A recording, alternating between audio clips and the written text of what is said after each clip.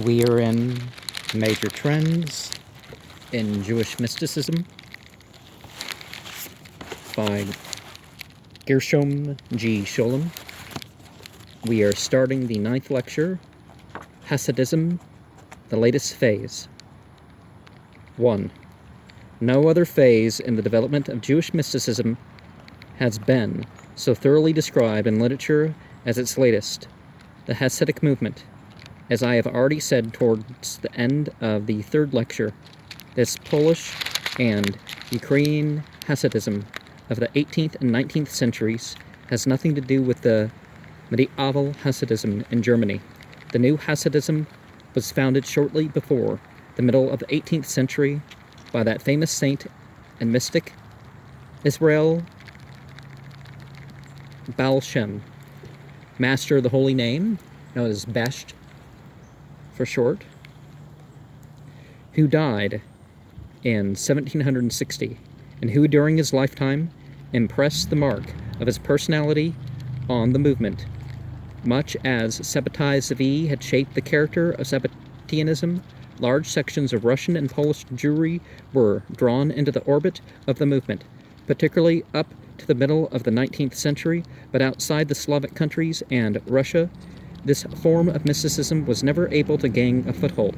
Particularly during the past 3 decades, the literature on Hasidism has grown enormously. Of thoughtful and scholarly writers on the subject, there has been no lack.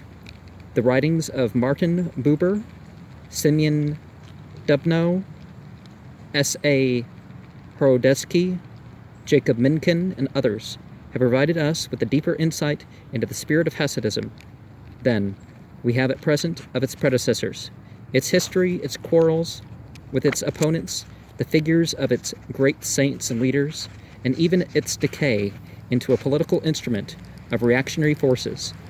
All this is fairly well known today.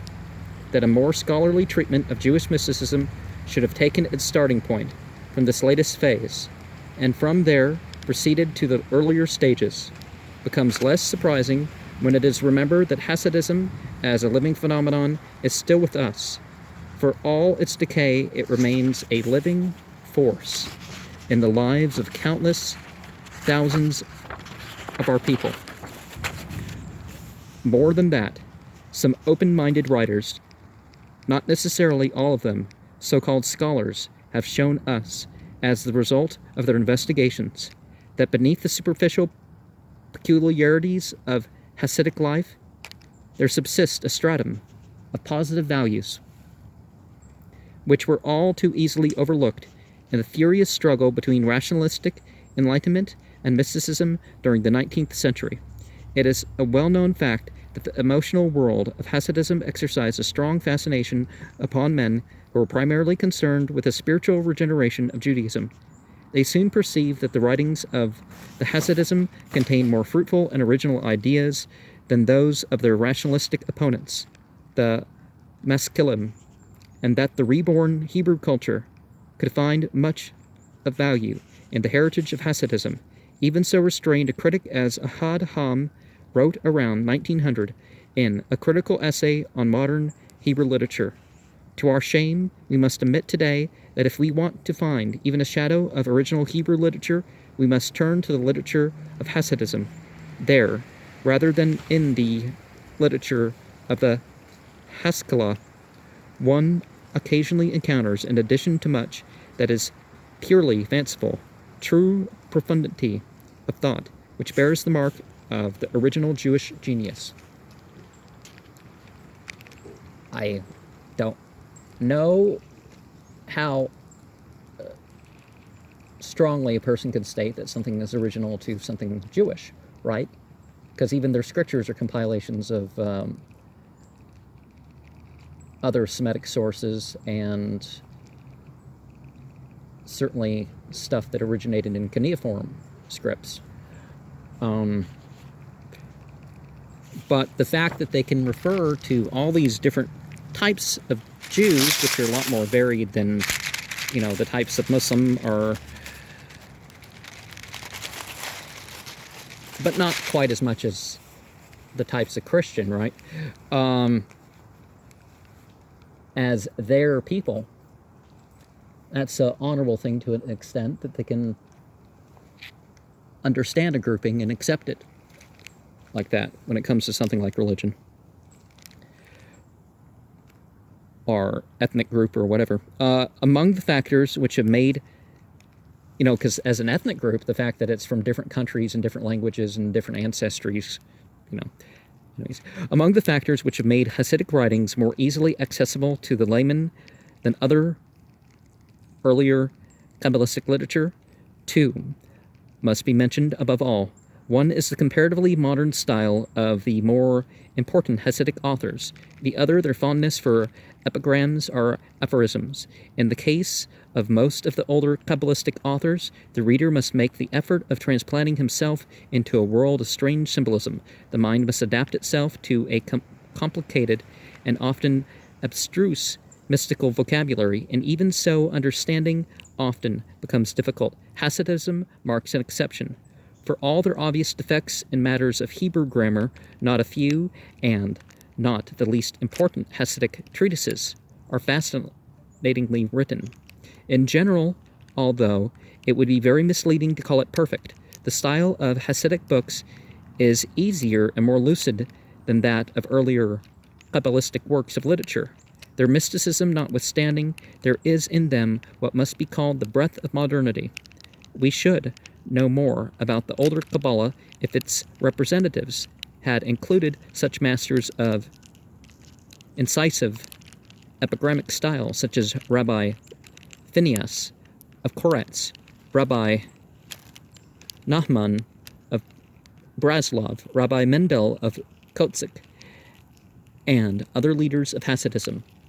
Now, we can say that Hebrew arose from the fact that they didn't speak Hebrew, and there was remnants of understanding of Aramea, and they tried to, the Kabbalists and others worked it into a language that that could be understood as such. And then you have what would be called original writings in Hebrew, starting in these periods, and becoming more, common as such, until it became, the language of a modern nation state. But although, as I said, there are books in all languages which deal with the subject, some of them in a masterly fashion, there is still room for further attempts to interpret Hasidism, particularly in its relation to the whole of Jewish mysticism. I have no wish to compete with the excellent collections of Hasidic anecdotes and epigrams which nowadays enjoy such wide circulation. You will not expect me to add anything to the wealth of Hasidic tales and teachings contained, for instance, in the writings of Martin Buber or in the voluminous Hasidic anthology, which has been compiled by Louis Newman. It is not that I should find any difficulty in adding to it. The range of this literature is enormous, but in this literature I should like to confine myself to a few points which have a more direct bearing upon our problem. The fact is that attempts have been made for some time to deny the mystical character of Hasidism, although I do not agree with these views. It seems to me there is something to be said in their favor. Moreover, they have a value precisely because they show us that we were dealing with a problem. The problem, to my mind, is that of the popularization of Kabbalistic thought, or to put it a little differently, we have to consider that in this lecture, the problem of the social function of mystical ideas. Before going further, let me recall the subject of the last two lectures. Lurianic Kabbalism, Sabbatianism, and Hasidism are, after all, three stages of the same process. As we have seen, a proselytizing tendency was already inherent in the first. The distinguishing feature of Lurianic Kabbalism was the important part played by the messianic element. Lurianism, as I have said before, appealed to the masses because it gave an expression to their yearning for deliverance by emphasizing the contrast between the broken and imperfect state of our existence and its perfection in the process of tikkun. In the Sabbatean movement, this urge for redemption in our time, because the cause of aberrations, great as was the influence of Sabbateanism, it was bound to fail as a missionary movement. Its extravagant paradoxicalness, which overstressed the fundamental Paradoxy inherent in every form of mysticism remained an affair of comparatively small groups. Hasidism, on the other hand, broadly speaking, represents an attempt to make the world of Kabbalism, through a certain transformation or reinterpretation, accessible to the masses of the people. And in this, it was, for a time, extraordinarily successful. I think one can say that after the rise and collapse of Sabbateanism, there were only three ways left open to the Kabbalah, in addition to that of accepting the contradictions in which the new believers and adherents of Sabbatai Savi became hopelessly muddled. One was to pretend that nothing in particular had happened. That was already what a good many Orthodox Kabbalists tried to do. They continued in the old way without bothering much about new ideas, but the pretense rang hollow. The explosion of the messianic element contained in Lurianic Kabbalism was a fact which could not well be denied. Another way was to renounce all attempts to create a mass movement, in order to avoid a repetition of the disastrous consequences which had followed the most recent of these attempts. That was the attitude of some of the most important representatives of later Kabbalism, who entirely renounced the more popular aspects of Lurianism and tried to lead the Kabbalah back from the marketplace to the solitude of the mystic's semi-monastic cell. In Poland, and in particular in those regions where Sabbateanism and Hasidism were at home, a spiritual center was once more formed about the middle of the 18th century, which came to exercise a strong authority, particularly between 1750 and 1800 in Galicia. Here, an orthodox anti-Sabbatean Kabbalism flourished and found enthusiastic followers. This was the great age of the close. In Brody, not a hermitage, as the word seems to suggest, but a little room adjoining the great synagogue, where the Kabbalists studied and prayed. The close of Brody, as Aaron Marcus has put it, formed a sort of paradisical hothouse, in which the tree of life, as the Lurianic magnum opus was called, blossomed out and brought forth fruit. But the classical representative of this tendency has been found in Rabbi Scholem Sharabi, a Yemenite Kabbalist who lived in Jerusalem in the middle of the 18th century and founded a center for Kabbalists which exists to this day. This is Beth El, now a forlorn spot in the old city of Jerusalem, where even today, as I write these lines, men who are thoroughly modern in their thought may draw inspirations from contemplating what Jewish prayer can be in its sublimest form. For here the emphasis was again, and more than ever, laid on the practice of mystical prayer. The mystical contemplation of the elect Beth El, says Ariel Bension, the son of one of its members, was a community resolved to live in unity and sanctity. Of those who thought to enter its portals, it demanded the attainment of the scholar and the self-abnegation of the ascetic. Thus it missed the masses. We are in possession of documents signed by 12 members of this group in the 18th century, the Common Era, in which the signatories pledge themselves to build up, through their common life, the mystical body of Israel and to sacrifice themselves for each other, not only in this life, but in all lives to come. Kabbalism becomes, at the end of its way, what it was at the beginning, a genuine esotericism, a kind of mystery religion which tries to keep the prophenem vogus at arm's length. Among the writings of the Sephardic Kabbalist of this school, which has exercised a considerable influence on Oriental Jewry, it would be difficult to find a single one capable of being understood by laity. Finally, there was a third way, and that is the one which Hasidism took, particularly during its classical period. Here the Kabbalah did not renounce its proselytizing mission. On the contrary, Hasidism, a typical revivalist movement, whose founder was innocent of higher rabbinical learning, aimed from the beginning at the widest possible sphere of influence. Later on, I shall have to say something about the way in which Hasidism achieved this aim and the price it had to pay for it. But first, let us see what distinguishes this movement from the previous ones. This will also give us a starting point for the question, What unites them? As far as I can see, Hasidism represents an attempt to preserve those elements of Kabbalism which were capable of evoking a popular response, but stripped of the messianic flavor to which they owed their chief success during the preceding period. That seemed to me the main point. Hasidism tried to eliminate the element of messianism, with its dazzling but highly dangerous amalgamation of mysticism and apocalyptic mood, without renouncing the popular appeal of later Kabbalism. Perhaps one should rather speak of a neutralization of the messianic element. I hope I shall not be misunderstood. I am far from suggesting that the messianic hope and the belief in redemption disappeared from the hearts of the Hasidim. That would be utterly untrue, as we shall see later on. There is no single positive element of Jewish religion which is altogether lacking in Hasidism. So what are the negative ones? But it is one thing to allot a niche to the idea of redemption, and quite another to have placed this concept with all it implies in the center of religious life and thought. This was true of the theory of tikkun in the system of Illyrianism, and was equally true of the paradoxical messianism of the Sabbateans. There is no doubt what idea moved them most deeply, motivated them, explained their success.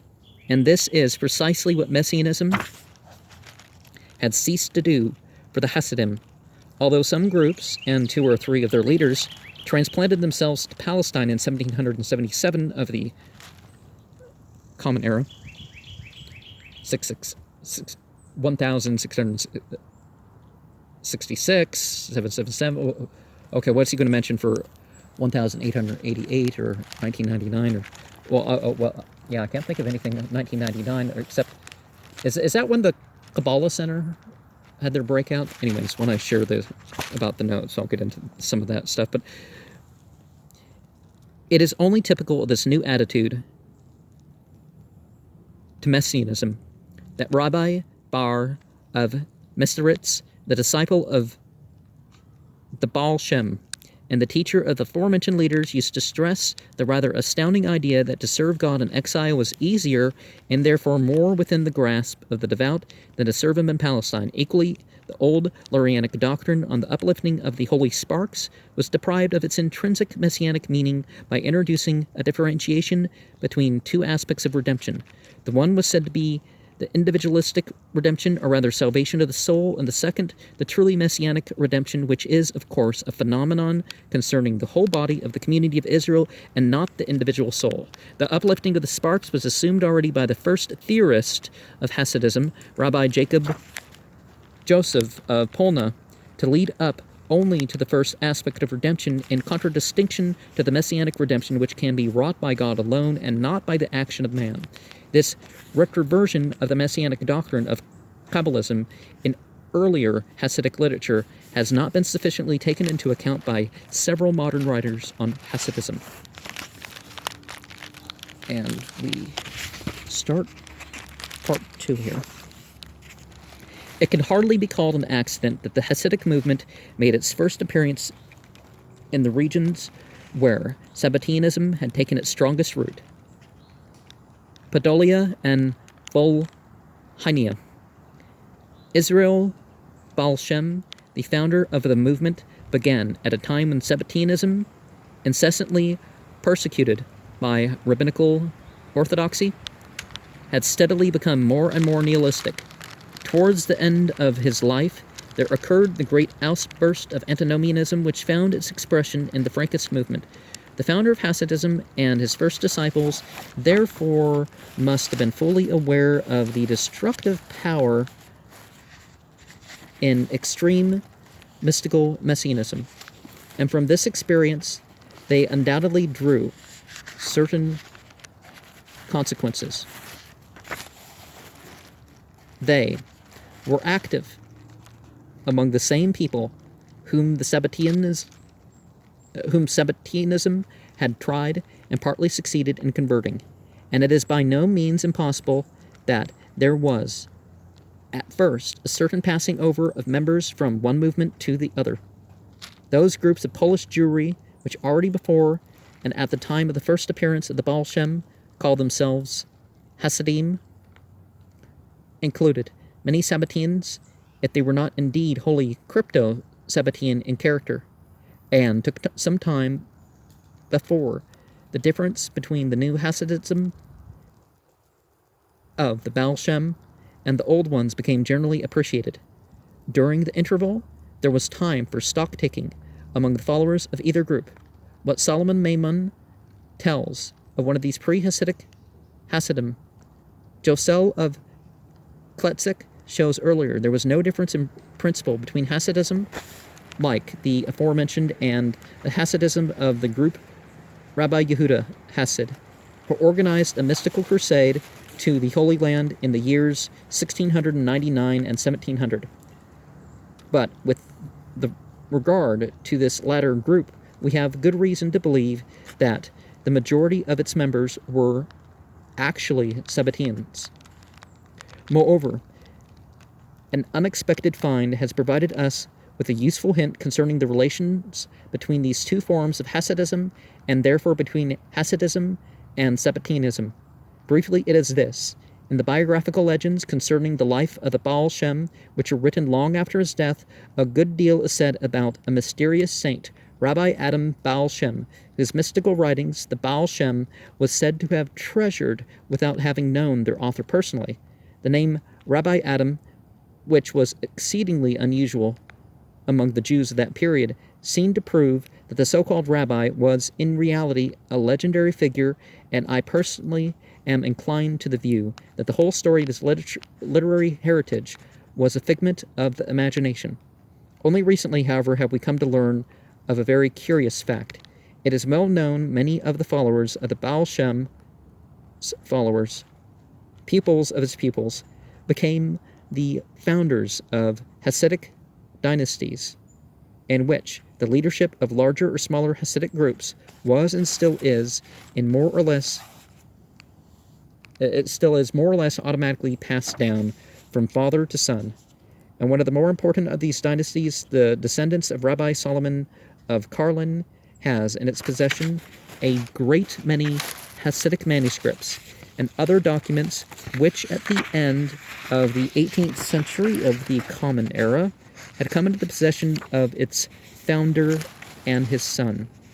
Now, just like Zarathustra and Muhammad spoke in derision of the founders of religions, I would likewise, express that sentiment that it's not quite the right path if it's founded by some dude. And it's also not quite the right path if it's named after the guy. Now, I understand if it's named after a title which all the members are supposed to become, or at least strive to become as that title is. But otherwise, it's a cult of personality, and we're trying to get past the material and psychological conditions of the individual that we're learning from, right? As against the brazen forgeries which in recent years have been published in great numbers, these documents have at least the inestimable advantage of being genuine. It is true that they contain less sensational revelations than the flood of fabrications purporting to be letters written by Israel Baal Shem or even the mystical Rabbi Adam Baal Shem himself, which have recently been offered to a gullible public. The archives of the Tzaddikim, that's probably it's probably a TZ and a Q there, right? The Tzaddikim of Karlin contain less astounding but more trustworthy documents. Yet for me, they did have something exciting in store, for I learned to my great surprise that there is among other documents a voluminous manuscript called Sefer HaTsoreth, written by Rabbi Heschel Zoreth of Vilna, who died in 1700. Just when the Baal Shem was born, its 1,400-odd pages deal in the main with Kabbalistic mysteries concerning the Shema Israel. The copyist of the manuscript tells its history in detail, and we have no reason to disbelieve him. We learned then that one of the manuscripts of the book came after the death of Rabbi Heschel into the hands of Baal Shem, who guarded it as a most precious mystical treasure. He must have heard much of Heschel Zoref, who during his closing years led a secluded life of a saint. In a little room of the Beth Ha-Midrash in Krakow, the Baal Shem intended to have the voluminous and partly cryptographic manuscript copied by one of his friends, who was a famous Kabbalist, Rabbi Sabbatai Rashkover, but nothing came of his plan, and the manuscript fell into the possession of the Baal Shem's grandson, Aaron Tutiever, who finally had it copied. The copy we have is based on that first copy, which became the property of another famous Hasidic leader, Rabbi Mordecai of Kazernobel. So far, everything is perfectly straightforward, and there is an interesting commentary by the copyist in the colophon of the manuscript, where he sings the praise of this profound Kabbalistic work. What the copyist, however, did not know was that the author was without doubt one of the astounding prophets, as they call them, of modern Sabbatianism. I mentioned his name in the last lecture. Like many others, he seems to have kept his belief in Sabbatai Tzvi secret during the latter part of his life, but we know from trustworthy witness that it has found a symbolical expression in his book, of which some contemporary writers speak with the deepest veneration. Now, all this amounts to no less than the fact that the founder of Hasidism guarded the literary heritage of a leading crypto-Sabbatian and held it in its highest esteem. Apparently, we have here the factual basis of the legend of Rabbi Adam Baal Shem, the historical Rabbi Heschel Zoref, who was indeed something like a Baal Shem was, transformed into a mythical figure when it became known to the considerable scandal of the Hasidim that he was suspected of Sabbatianism. It seems to me to be a fact of great importance that, between the new Hasidim and the old to whom Rabbi Heschel Zoref belonged, there was a link, if only an unconscious one, assuming that Rabbi Heschel's Sabbatian belief was as little known to the Baal Shem as to his followers, one of whom is even credited with an abortive attempt to have the work printed. Heschel Zoref, however, was not the only Sabbatian authority on whom the new Hasidism placed much trust. There was also Rabbi Jacob Kapel Lifshitz, a celebrated mystic in his times and the author of a very interesting introduction to what purports to be Lurianic Kabbalah. This book was printed about 60 years after his death by the pupils of Rabbi Bar Mezeritz, the town where the author too spent his latter years and where he died. Although the book was regarded with some suspicion by Orthodox Kabbalists outside the Hasidic camp, it enjoyed a wide reputation with the Hasidim, but only recently has been proved conclusively by Tishby that the author was an outstanding crypto-Sabbatian and based his doctrine to a very considerable extent on the Sabbatian writings of Nathan of Gaza. In his case, too, old Hasidic tradition had it that the Baal Shem had expressed himself with great enthusiasm on his writings, and when he saw them during a visit to Mezeritz some years after the author's death, it is a further and very important point in which Sabbatianism and Hasidism join in departing from the rabbinical scale of values, namely their conception of the ideal type of man to which they ascribe the function of leadership. For rabbinical Jewry, particularly in those centuries, the ideal type recognized as the spiritual leader of the community is the scholar, the student of the Torah, the learned rabbi. Of him no inner revival is demanded. What he needs is deeper knowledge of the sources of the holy law, in order that he may be able to show the right path to the community and interpret it for the eternal and immutable word of God. One of the things that we run into is this, I would say, nonsense that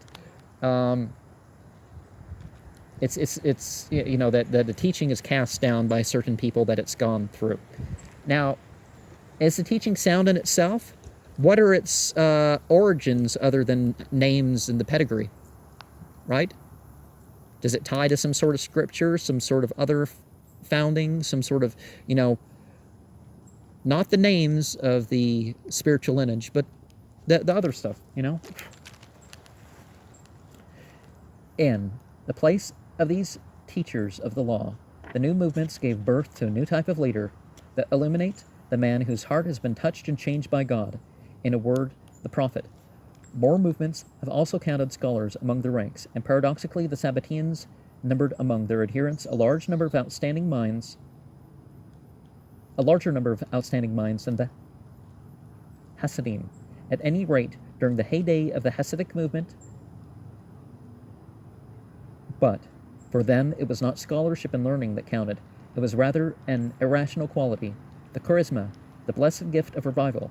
Ever since the hearts were deeply stirred in 1,666, and hidden sources of emotion have begun to flow, one finds many unlettered men among the preachers of the Sabbatean doctrine. Was it not, after all, they who led in the struggle to place faith above knowledge in the scale of values?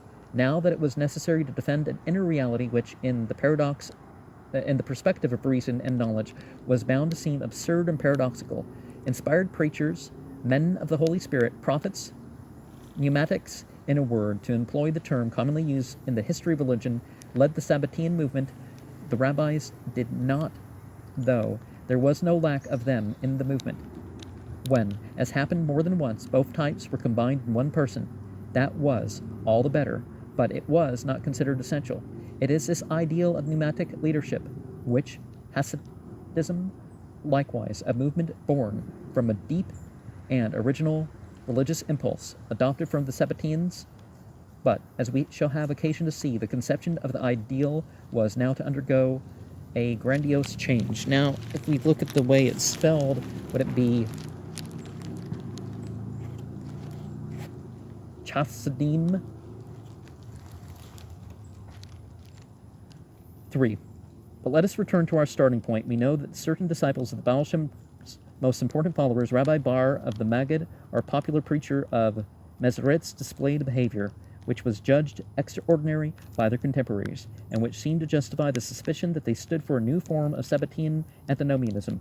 Abraham Kalisker was the leader of a group of Hasidim who were in the habit, in the words of one of his Hasidic friends, who thoroughly disapproved of the practice, of pouring scorn on the students of the Torah and the learned, inflicting all manner of ridicule and shame on them, turning somersaults in the streets and marketplaces of Kolosk and Liozna, and generally permitting themselves all sorts of pranks and practical jokes in public.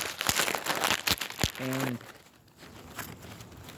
who's to say a religious person can't have fun in various ways? Doesn't mean we have to be malicious or damaging in it.